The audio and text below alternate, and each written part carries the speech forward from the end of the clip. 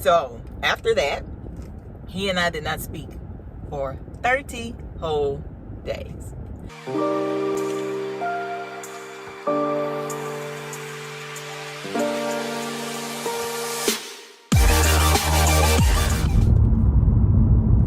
Hey sis, welcome back to my channel. So if you're new here, my name is Nidiya. This video is going to be another car chronicle. I know it's been a while since I've done one. This actual video that I'm about to redo now, I have recorded this video. This will be the third time I have recorded this video. And I keep recording the video because I'll record it and then I'll record it and then I will delete it. And it's like I want to put it out there, but I don't want to, I'm not trying to, upset anybody or get anybody in their feelings or make them feel like I'm trying to bash them or nothing like that, because that's not what this video is for. This is literally just, it's my channel, so I'm on here giving you guys pieces of my life, and I feel like this was a big part of my life or whatever, and it can be a car chronicle, so here we are. So if this video is seen by people, don't take it personal. It has nothing at this point, it has nothing to do with you. It's just my story to tell. That is it. That is all. Okay. So don't get in your feelings that I'm trying to, put you out there, make you look bad. This has been years. This is years and years ago at this point. And it's all good. We cool. You know that. We good. So nobody needs to look at this in a negative way. This is just my story time on what happened.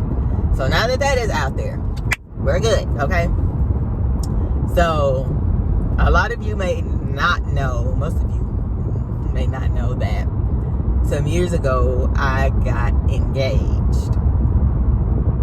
It would have been my second official engagement. Second ring that I accepted, let's say. So I got engaged and I moved away. Myself and my daughter, we moved away, and we were there for, I think, actually a year, because we moved away in November and we moved back the next year in November. So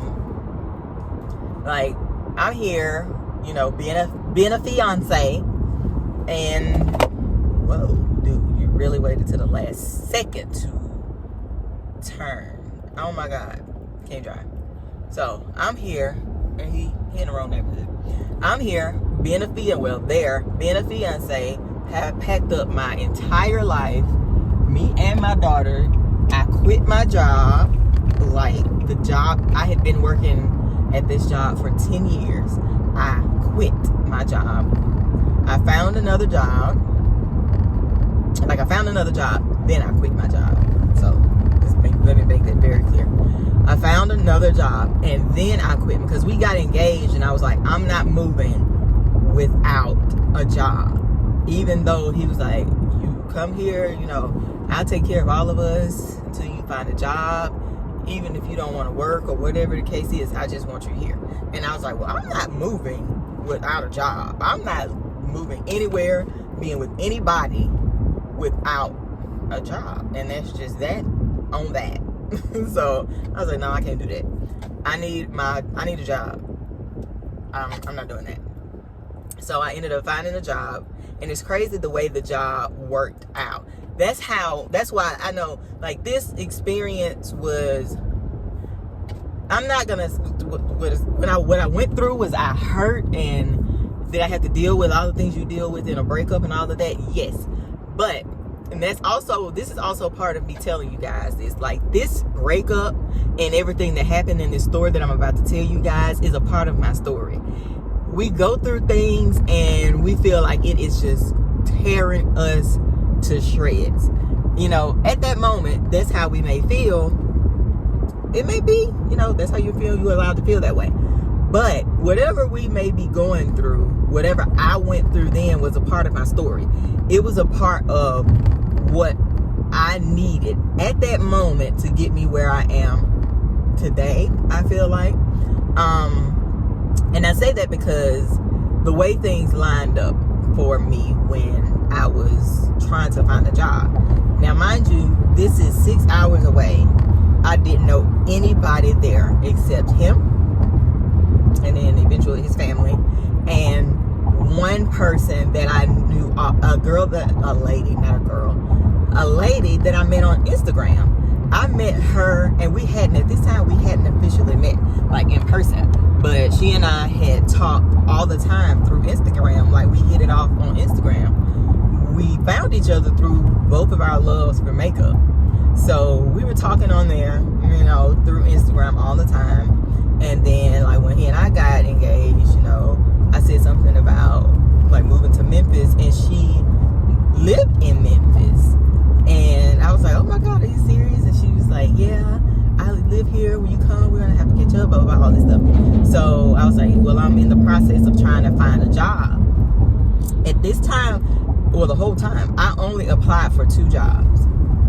I applied for one place, and then I applied for this one place first, and then I applied for the other place second. Well, the second place, she knew somebody that was like really, really, really high up in the ranks at this place. They were like really their best friends, or one of her close friends, and she was like, oh, go apply for this place, and I will call my friend, let her know that you applied, and I'll put a good word in for you or whatever to see if you can get on there. So she did, and within like a day or two, I get a phone call from the second job that I back up. So when she told me to go apply for this place, I said, oh, I've already applied there. And it's crazy because I don't know what made me apply here, because I never even thought to apply at this place living here, which I could have. Sorry, my freaking phone. But I never thought to apply, because I could have gotten a job at this same place here. But it never even crossed my mind to apply. I guess because I had been at the job I was at for 10 years. But when it was time for me to move, I was like, I need another job, because I'm not transferring this job that I want here, because the schedule they'll give me is probably going to be completely different from what I'm working now, because I'll be coming from a new state and they'll just throw me into a schedule. So I was like, no, I'm going to quit and I'm going to find me another job. So if you're wondering why I quit my job after 10 years, that's why. And so, so when she told me to go apply at this place, I was like, excuse me, I was like, oh crap. I said, I've already applied there. I said, I put my application in there and everything and whatever. She was like, okay, I'm going to call her and let her know that you've applied, and we'll see where we can go from there. And I was like, okay. So she called her. They did whatever conversation they had.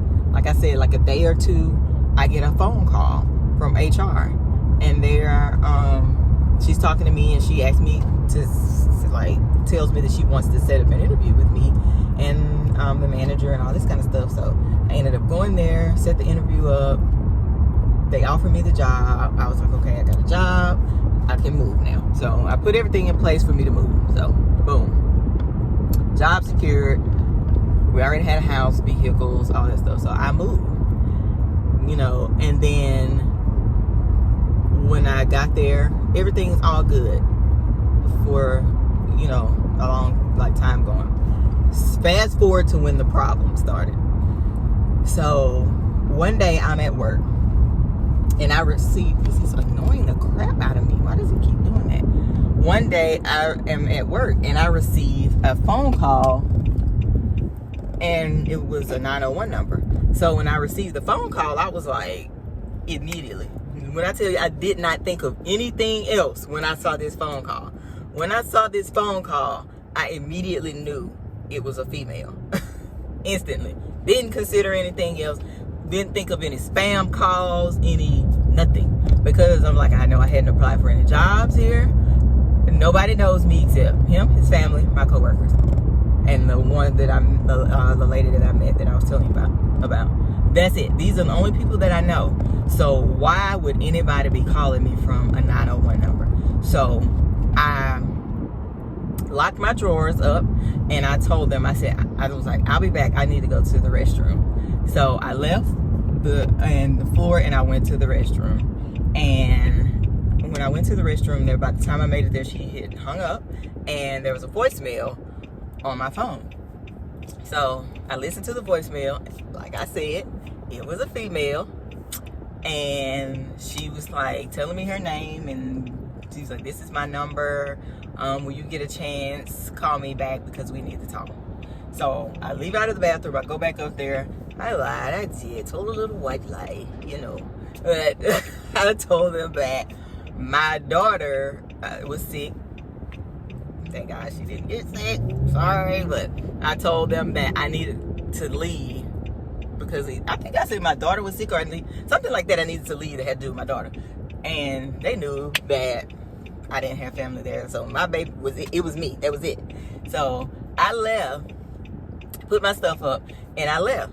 Well, I got in my car and I called him. And I called him, he didn't answer. So I called him back, he didn't answer. Called him back, he didn't answer. I must have called this man 50 freaking times and he didn't answer. And the whole time I'm calling him is like, I'm calling him to give him the opportunity to tell me what it is before this woman that I'm about to call back tells me what it is. But he never answered the phone. He was, I think he got mad at me about something like days before or the day before or something. So he still called himself not speaking to me at this point. So that's the reason he wasn't answering the phone. So since he didn't answer the phone after I blew his phone up, I was like, okay. So I called her. So when I called her, she told me who she was.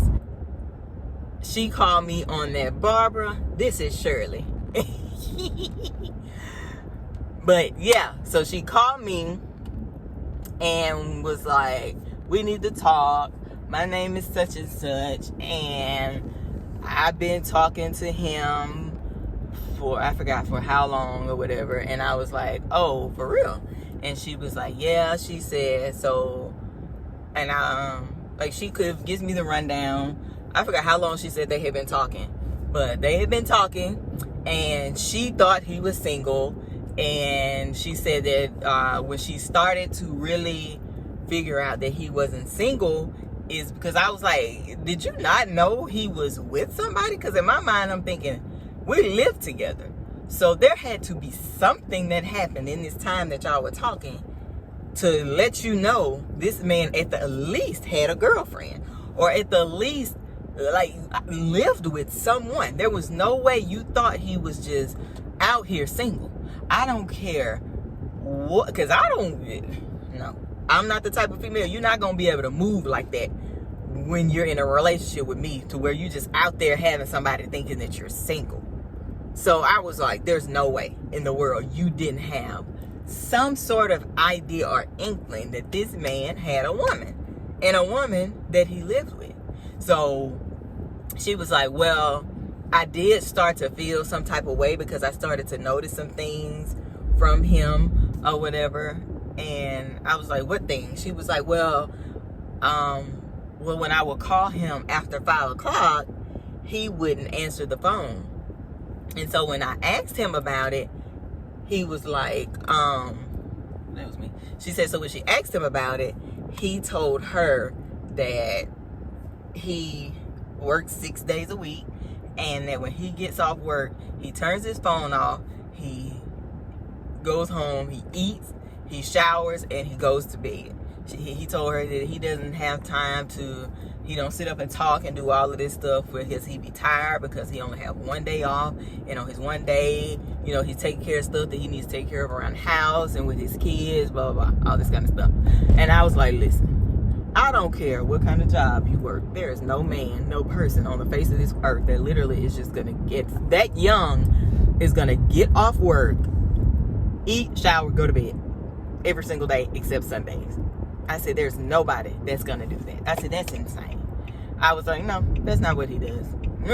So, no. We'll go ahead and get that out right now. I was like, that's not true. She was like, well, I know it's not true. And so she said one day she was talking to her mom. One day her sister called her. And her sister told her that she had just seen him at the mall. And he was with a girl and a little girl. A woman and a little girl. And so she said, so she asked him about it. And he told her that it was his sister that he was with. So I was like, oh. I said, well, what did the person look like? She said, well, they said that she was light-skinned and the little girl was light-skinned and both of the people wore glasses. I said, yeah, me and my daughter. I said, let me tell you something. I said, he is the only light-skinned person in his family. Everybody else is brown-skinned or darker or whatever. I was like, but his siblings and stuff, they're not light-skinned or whatever. She was like, well, I've never met anybody, so I didn't know how true that was. I said, I know you haven't. She was like, and then she said, that brings me to another point. She said, one day, I called him and told him that I needed him to hang my TV. So she said he came to my apartment to hang my TV.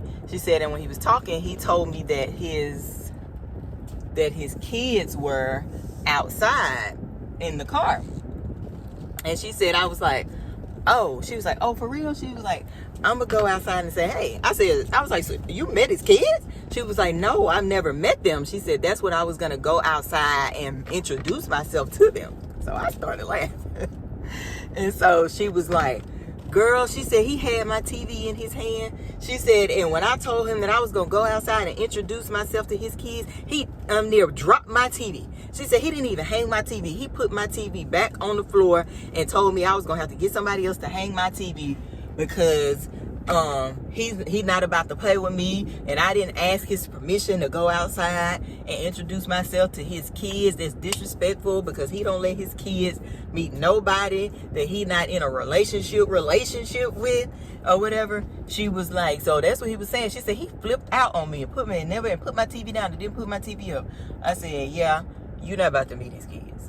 She was like, well, now I see that he didn't want me to meet his kids because he with somebody. I said, exactly. I said, his kids pretty much live with us. So, no, you're not about to meet the kids, honey. They know me. They're not going to get to know you. So, she was like, when he did that, she said, I was so hurt. I just couldn't believe it. I was like, why were you hurt? Y'all weren't officially together. So, why were you hurt that he didn't want you to meet his kids?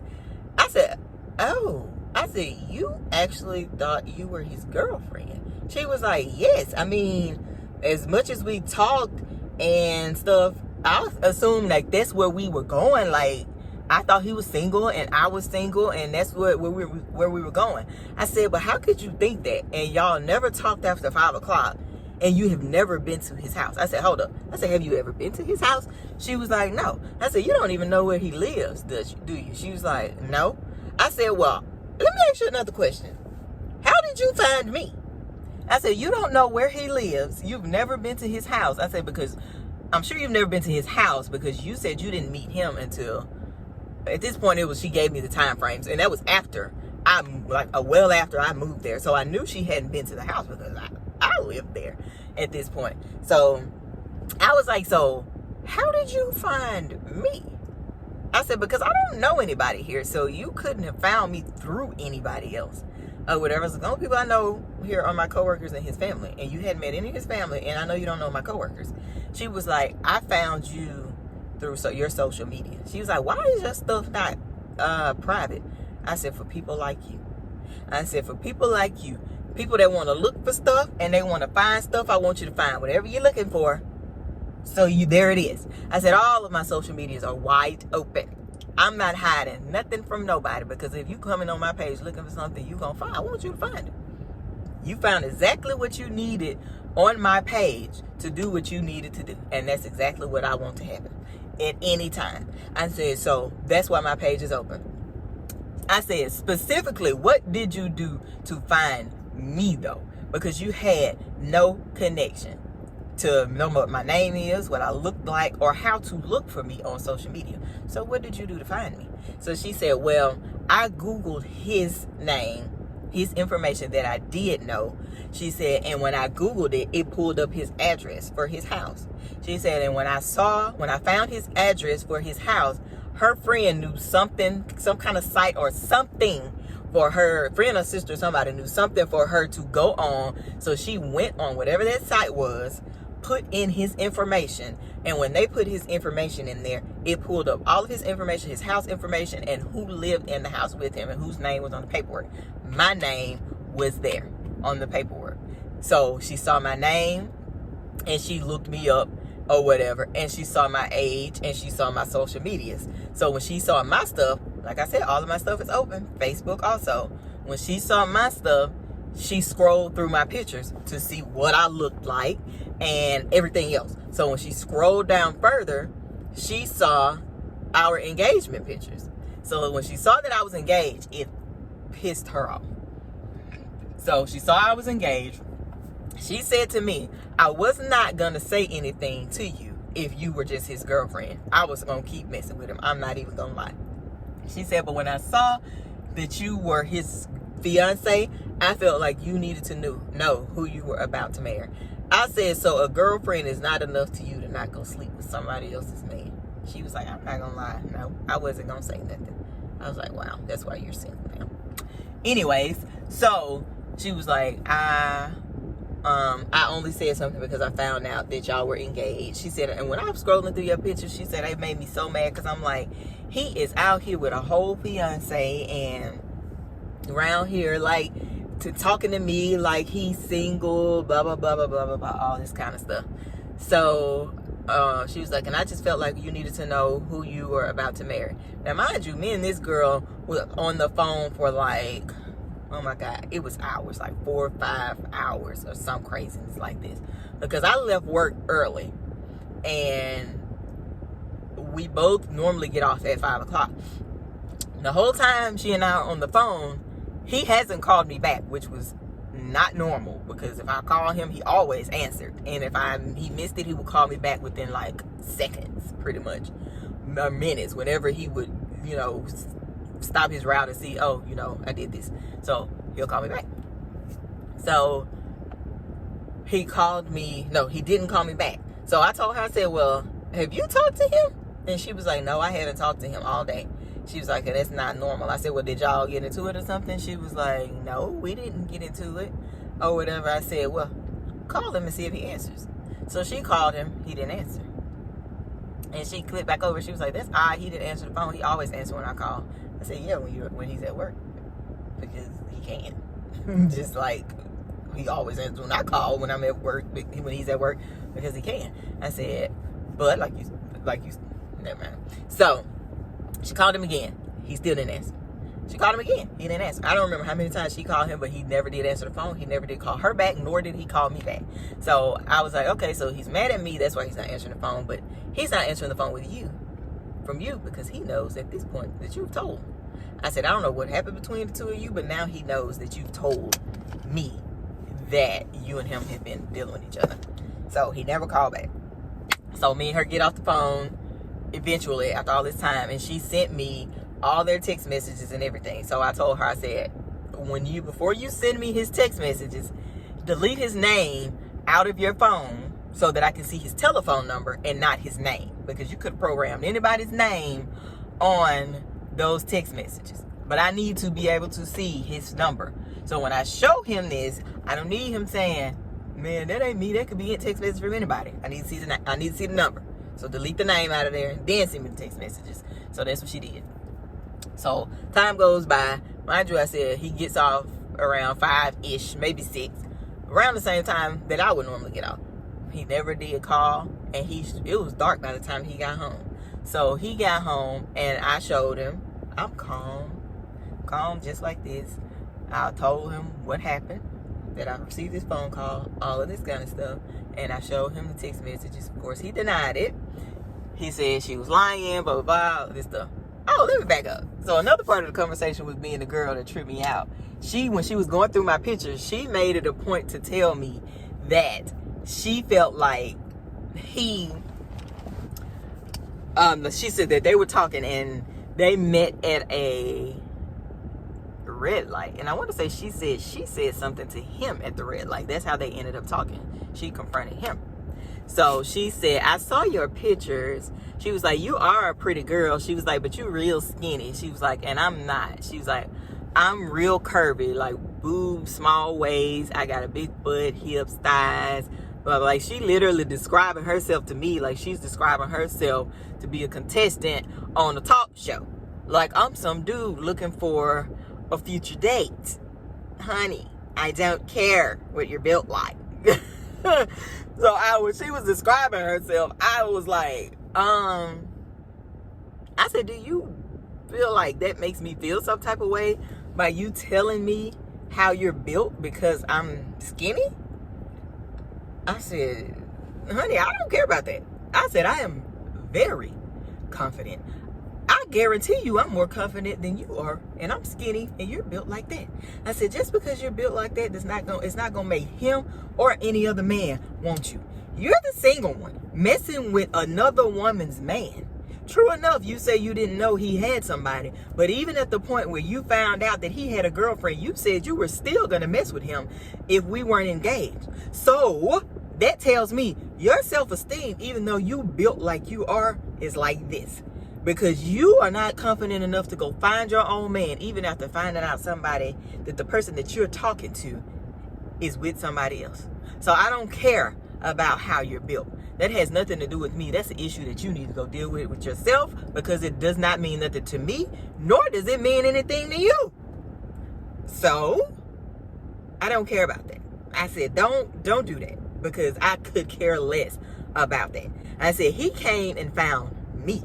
He came 6 hours away, got me, moved me back to where he lives to be with me, when he could have easily dated one of y'all from Memphis, but he didn't do that. So obviously he didn't want you. Maybe he didn't know you back then, but it doesn't matter, because he's still not going to want you even after I'm gone. And I was right, because they never did even end up together after I left. But so when we were on the phone, I know I jumped around, I'm sorry, but I was thinking about stuff. We're on the phone. It's funny because my engagement ring was in the shop. We were on the phone, and the people I had stopped wearing my engagement ring because, like I said, we were going through something right before this. What the heck?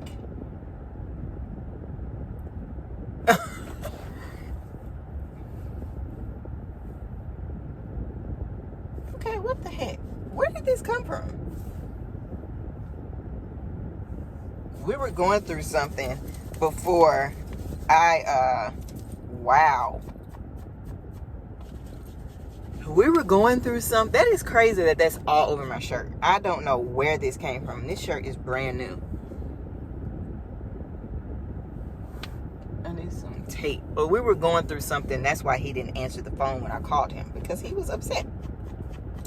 So I had stopped wearing my ring, and then I'd already knocked the diamond out of it. So I put my ring in the shop or whatever. And they called me while me and the girl were on the phone telling me my ring was fixed. So I got it, and I put it back in the jewelry box and stuck it somewhere because I wasn't wearing it, because I was pissed. And so fast forward. So when we got off the phone and he came home, I confronted him. Oh my God, this is going to drive me insane. I confronted him and he denied it. I am so aggravated right now. He denied it or whatever. It's these huge lint balls all over my shirt. Sorry. But he denied it. And I showed him the text messages and he denied it. And pretty much said she was lying and that it wasn't like that with them. She's just mad because he told her that he wasn't gonna talk to her communicate with her on the phone because, he had somebody, all this stuff. So I was like, she's not lying. You really have been talking to her. And like I was telling y'all, the day that she said she saw her sister and her mom or whoever it was saw he and I out at this restaurant. I spoke to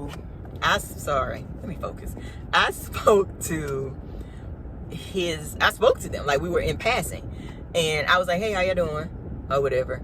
And so when she talked to me, she said that like I spoke to him and he spoke to them. And so the sister was like telling her that she saw him with us or whatever, and we spoke to them or whatever. She was like, so she thought maybe it was his siblings because we actually spoke to them.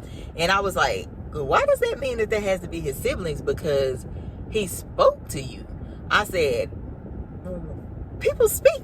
I said, we literally were walking past each other on a sidewalk. Anytime I'm in that close of a person's space, I speak because it's just being polite.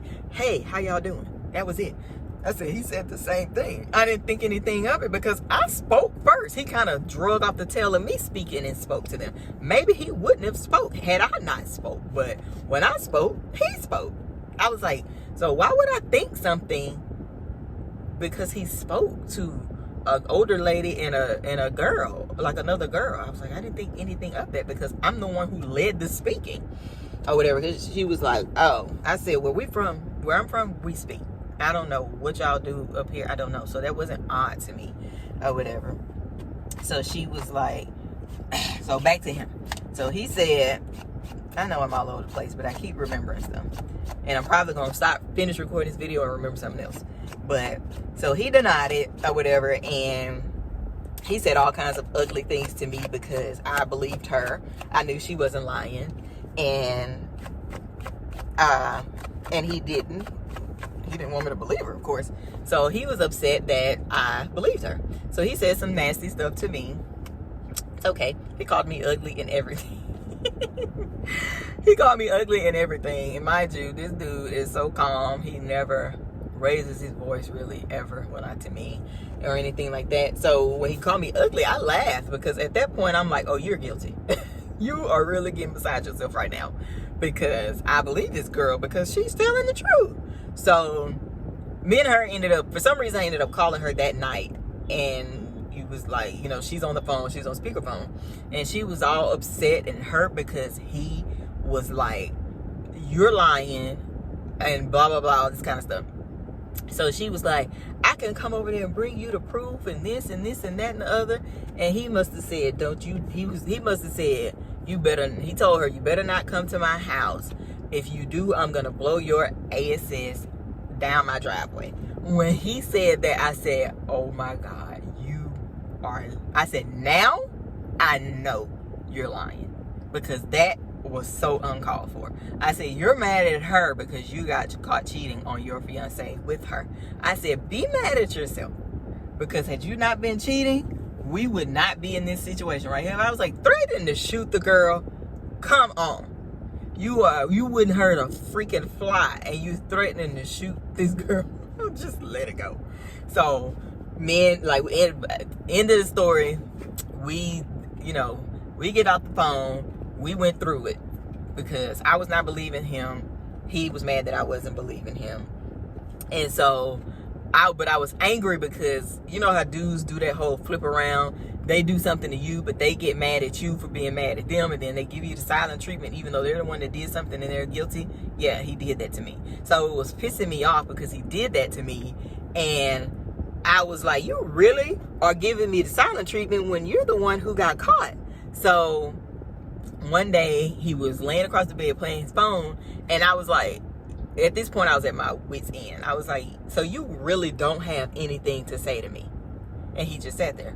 I was like, hello, I'm talking to you. I said, you're going to act like I did something to you and not say a word to me after we went through all of this. So he kind of moved his phone down. He looked me square dead in my face and he said, I'm not saying anything to you because I don't have, it's HIT else, and he never cursed at me. So this was also like, whoa.